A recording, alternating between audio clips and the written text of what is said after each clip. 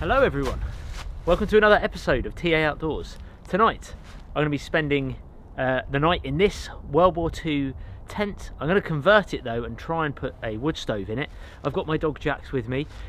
I've just lost him for the last 20 minutes walking around the woods, so I've kind of lost a bit of filming time. I've set it up. Before I put the stove in and try and cut a hole in my nice tent, I'm actually going to put the bed in there and the stove box and just see how I want the layout. But it's a lovely tent, I really do like it. Heavy duty canvas. This is probably the heaviest camping trip I've done. But I'm very excited. I did do a video on this a few months ago. This time last year I think it was actually, maybe. And it's a really good tent.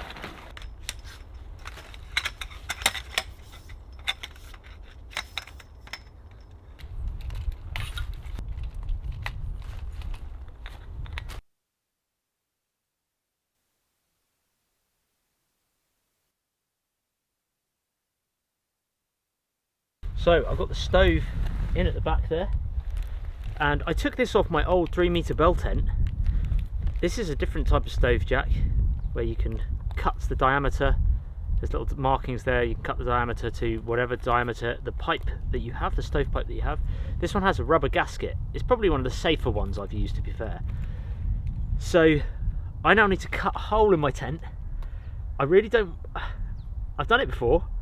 I really want to get it right, because if I get it wrong, I have a hole in my tent in the wrong place.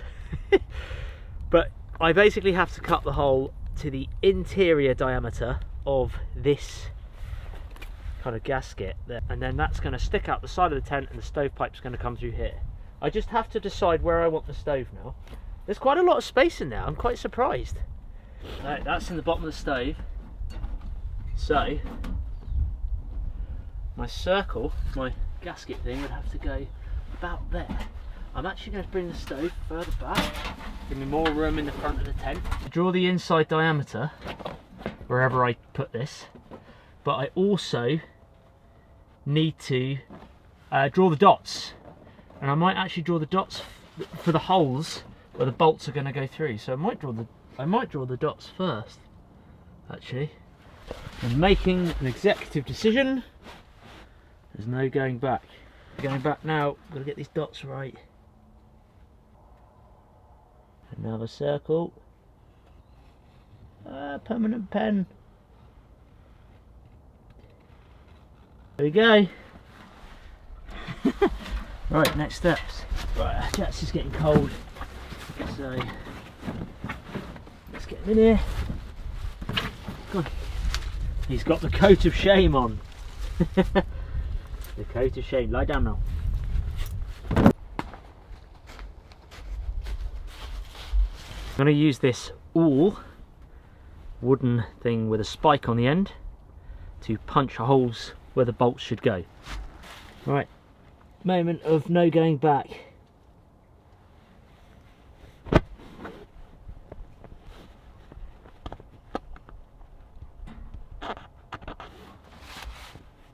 It feels such a horrible feeling putting a puncher hole into a tent like this, but this stove jack's going to stay on it, so I feel okay with that.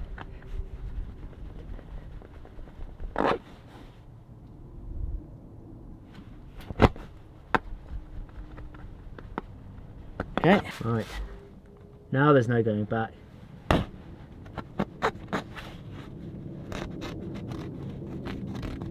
Whoa, that's a horrible feeling, seeing daylight through the tent.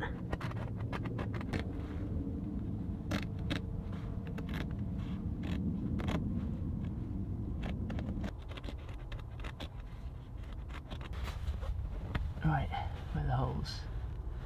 There. There.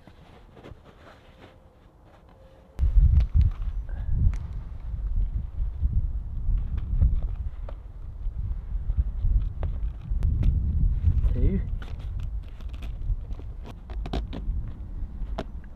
Okay, now we just got to secure it from the inside. Put the metal the other side on, which is again easier said than done. washer and a wing nut. Just loosely get them in, and then I can work around. I only have to do this once. Once it's on the tent, I'm leaving it on. Now we have the joys. You all know these types of flues, but I have pre-made it, so pre-formed it on the last burn.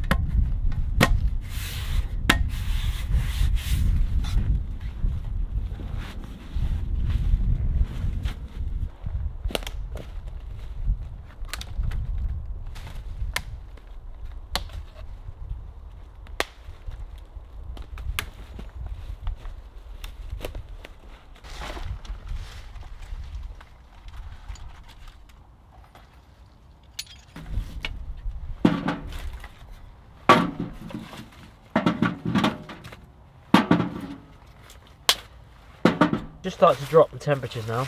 We're at about 5 degrees Celsius, I think. Due to get down to around about freezing, 0 degrees Celsius tonight. I don't know if there's a frost because it's cloudy, so I don't think there'll be a total freeze up.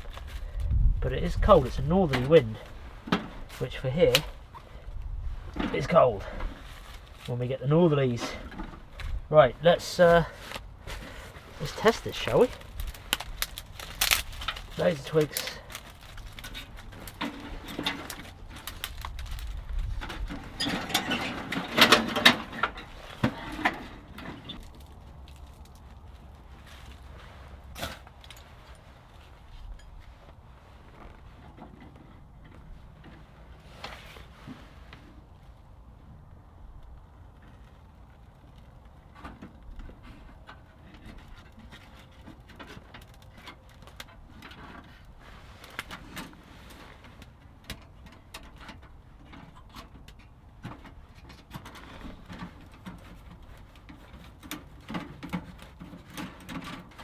There we go.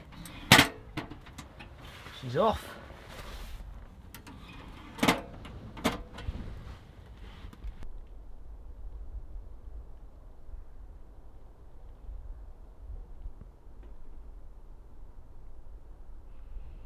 Oh, there we go, Jaxx. Oh, it's warm now. Warming up. Oh, it's cold out there. You hate the coat of shame, don't you? The coat of shame.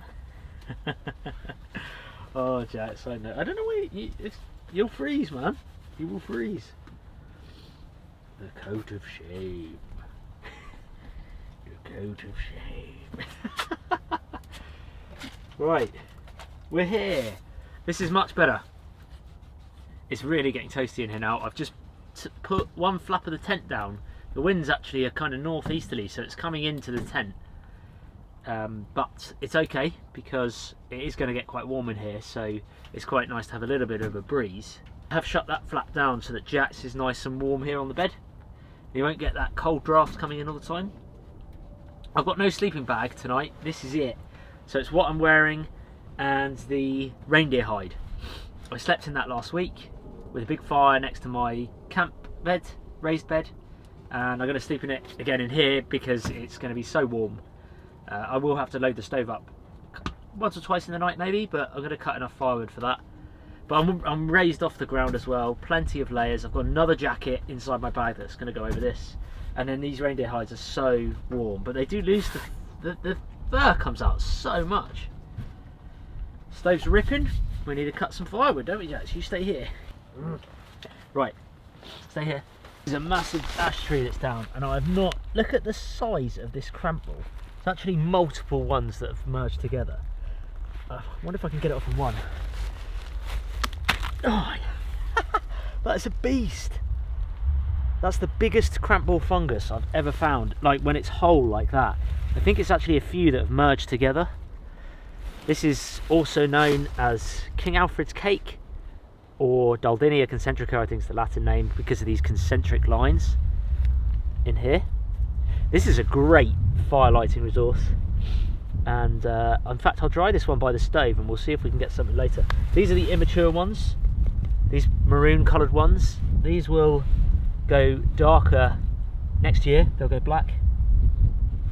Like this one here, they'll go hard. They're rock hard at the moment, but they'll go slightly softer. And when they're dry, through dry weather, it's a great time to pick them off. They usually only found on dead or decomposing ash trees, but I have found them on beach before. There's mostly always ash trees. We have ash dieback here in the UK, very sort of prevalent dieback disease that's killing off a lot of our ash trees. This one's down, it's been down a while, so now the crampball funguses grow on it, which is handy. Just put this underneath here to dry it out a bit. Well, that's going well.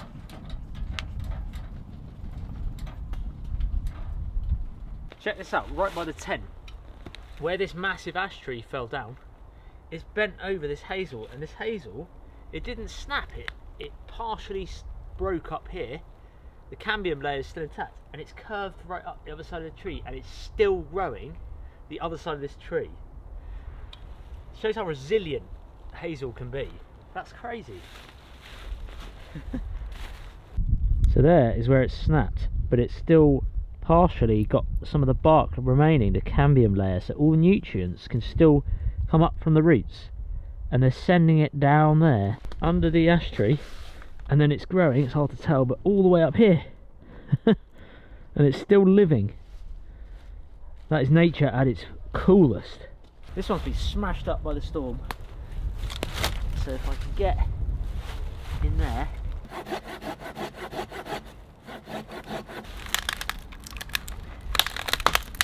Yeah. Right.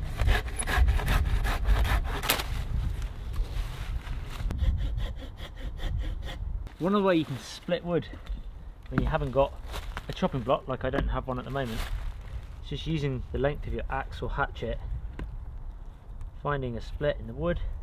There you go. This is really spongy, this ash, but splits it no problem.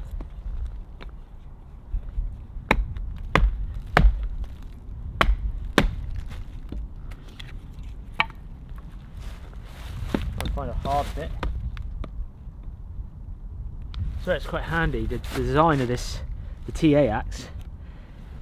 It's got this like hook section here, the end of the handle, and it's kind of curved in on the belly of it, so that when you do cut wood like this, and we designed it so that that bit faces up there, so that it can lay flat on pieces of wood, pretty much flat, and my hand is clear. I'm not going to smash up my knuckles.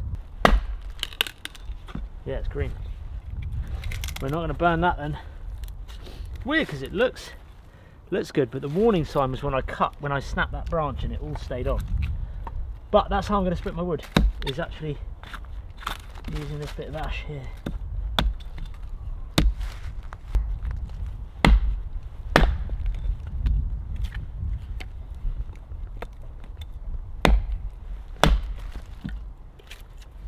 Bloody hell, reindeer hide stuff everywhere.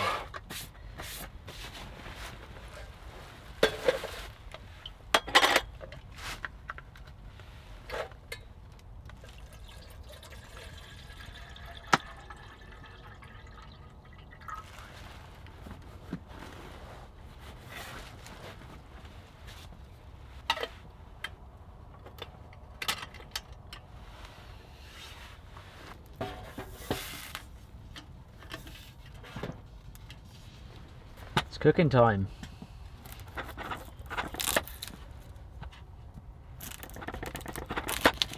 That is a rock hard onion.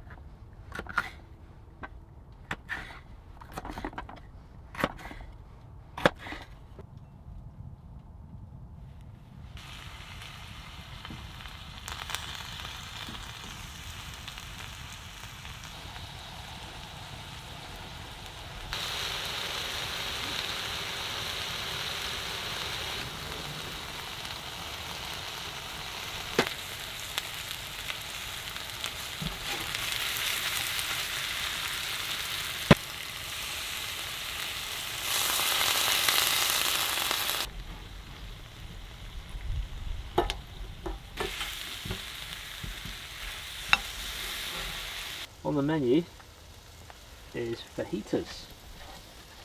Just those kind of pre-packaged ones with the salsa packs. They smell amazing though. I do like these.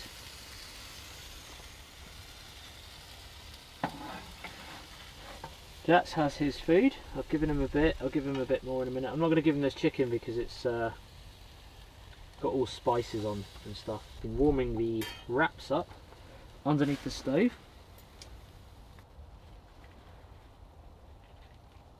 I didn't pack any sour cream. It's nice though. Fajitas is a great easy meal to cook when you're camping. It's all in one kind of frying pan. Really good for wood stoves. Quite a hearty dish. 2 down. Jaxx loves his dry kibble. He has meat as well with me, but tonight the meat's got too much spice on him and it's been cooked with onions, which isn't good for dogs, so best he has his normal dinner and he can have some breakfast tomorrow with me.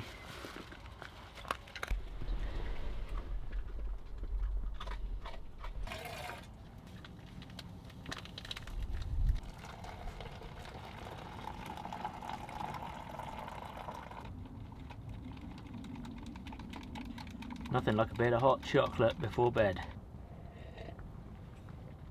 Oh, that is lovely. Cheers. Alright, I'm going to crank this stove up and get my, well, it's not much to get the bed sorted really, but get comfy, batten down the hatches as they say with the tent, and probably get some sleep at some point. Might listen to a podcast or two, I think.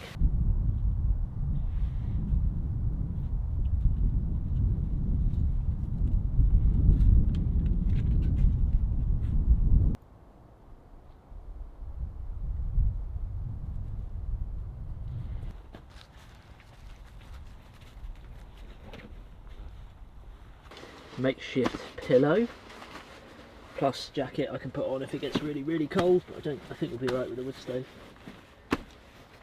Oh, let's get my knife off.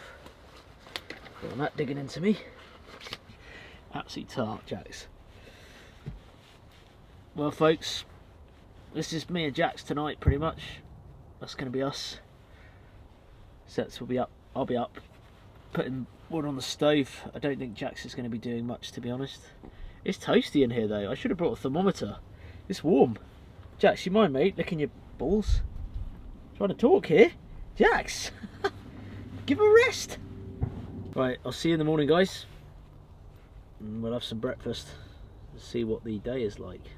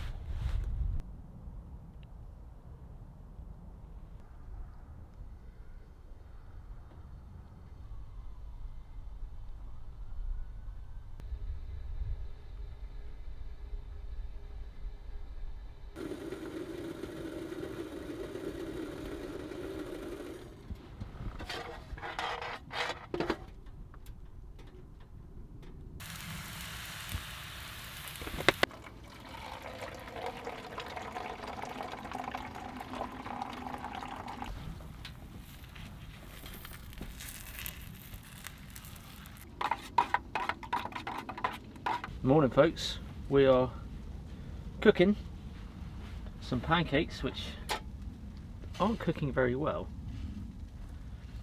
and I've just got a coffee poured out as well.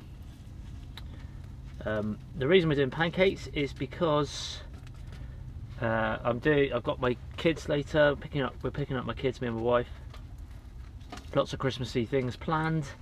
So I needed a quick breakfast and something that wouldn't use too much heat from the stove, so I could let it burn out fairly quickly. So we're just doing pancakes for that reason. Can't say it's going very well, but we've been up and gone for a walk, haven't we, Jaxx? He's had his breakfast. I'm not even going to... Do I flip that? Do I flip it? That is the question. Oh yes, actually we're not too bad. The shape is not so good. Weather is overcast but light, fairly bright, brighter than yesterday, but blanket cloud. Temperatures didn't drop down to freezing last night, which was good. I had to top the stove up once, and then we slept for most of it. Jaxx was quite fidgety, but yeah, other than that, it wasn't a bad one, was it, Jaxx? It's nice and toasty in a hot tent. That's the thing.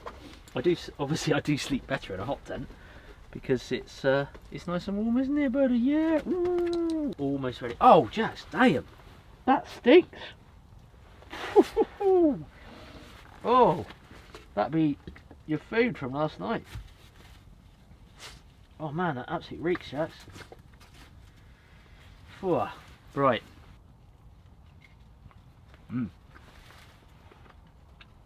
Pop some syrup on it, or in it.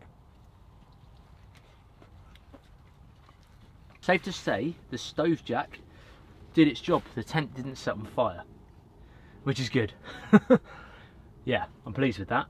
Would say it's more suited to the fixed stovepipes rather than these flexible ones, because it's quite a rigid stove jack. It bends these flexible stovepipes quite a lot.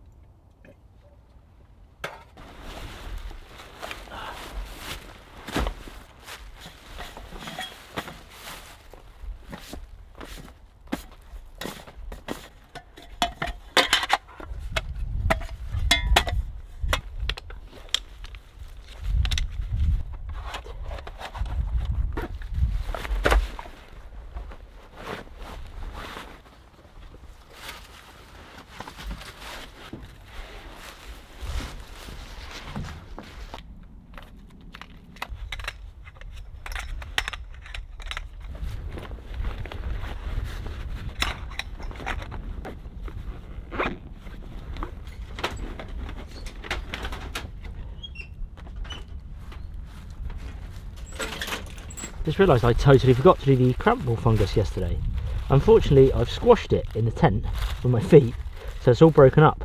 But it has had the chance to dry. You can see this one's really light and reflective. Normally means it's dry, hopefully dry enough. I don't know if you can see this, there's so many leaves. Trying to make an area for it. Should that dry open section take a spark from a fire steel, hopefully. Let's see. There we go. Blowing it. That will smoulder now. You can see it smouldering in the wind. That will smoulder for probably like over half an hour, 40 minutes maybe, depending on how windy it is.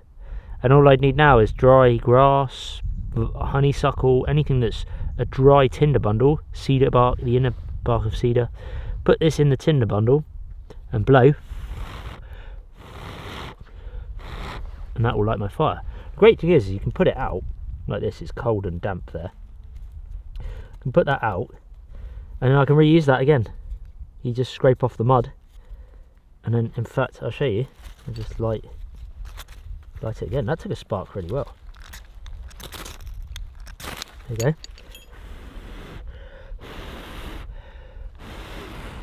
Pretty cool. Grows on dead or dying ash trees. You'd only need like a tiny bit. Even half of that would get a fire going.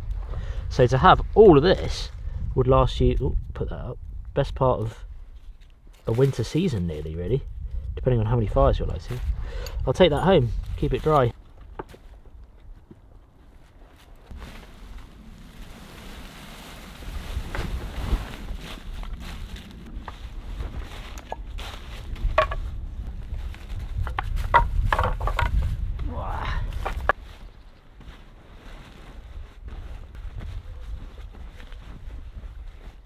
Folks, that's me packed up, all the gears down here. Thank you for watching, I do appreciate it. I just wanted to mention quickly the axe I was using, the hatchet, this is like the original prototype, the TA axe that we've got, which is like my official axe, or hatchet really. But I just wanted to let people know we've made some changes and we've got an upgrade now. So this is actually the latest TA axe. So it now comes with laser engraved TA Outdoors logo. We've upgraded the leather sheath. It's still from the last remaining oak tannery here in England. I think it's like 300 years old or something. It's all made in Britain. Everything on this hatchet is made in Britain. It's got the press studs there, Thornwood Forge from the guys at Thornwood Forge, and Thornwood Forge stamp there, TA Outdoors stamp there. And we've also now got a walnut, contrasting walnut wedge in the top, which is really good. I'm really pleased with. The leather sheath is better quality, but the axe itself is exactly the same. This bit is exactly the same. Lovely grain in some of the wood. If you're interested, I'll put a link in the description below. Thank you so much for watching, guys. I really appreciate it.